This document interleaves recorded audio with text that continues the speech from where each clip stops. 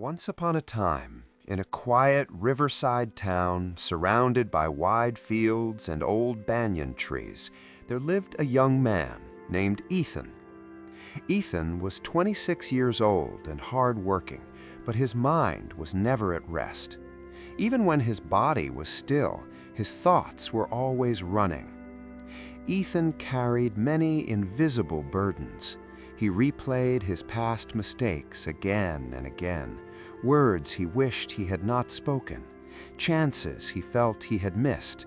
At the same time, he worried constantly about the future. What if I fail? What if people judge me? What if I am not good enough? Because of this, Ethan felt heavy inside. He smiled less. He slept poorly. Even during beautiful mornings, his mind was dark and noisy. Life felt like a rope pulling him in all directions. One evening, while sitting by the river, Ethan noticed an old fisherman calmly fixing his net. The man looked peaceful, as if nothing in the world could disturb him. Ethan watched him for a long time and finally gathered the courage to speak.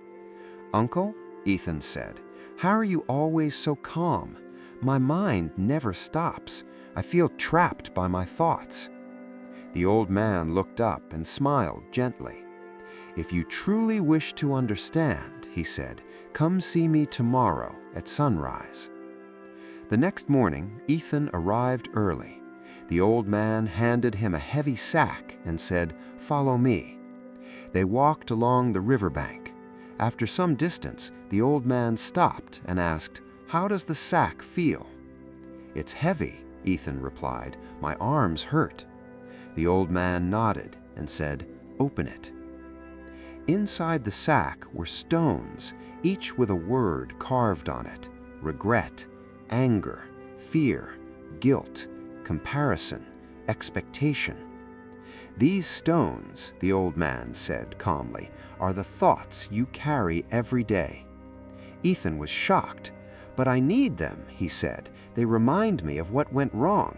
They protect me." The old man picked up one stone labeled regret and gently threw it into the river.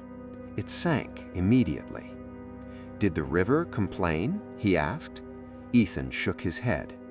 Then the old man said, "Throw one stone." Ethan hesitated, then picked up anger and dropped it into the water. Again, the river flowed peacefully. One by one, Ethan threw the stones away. With each stone, the sack became lighter. His breathing slowed. His shoulders relaxed. Finally, the sack was empty. "How do you feel now?" the old man asked. "Light," Ethan whispered, "but also afraid. What if I need those thoughts later?" The old man smiled and pointed to the flowing river. "The river flows forward, never backward.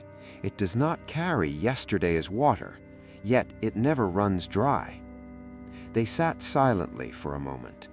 Then the old man asked Ethan to hold a dry leaf in his hand. "Now place it on the water," he said. The leaf floated away, moving freely with the current.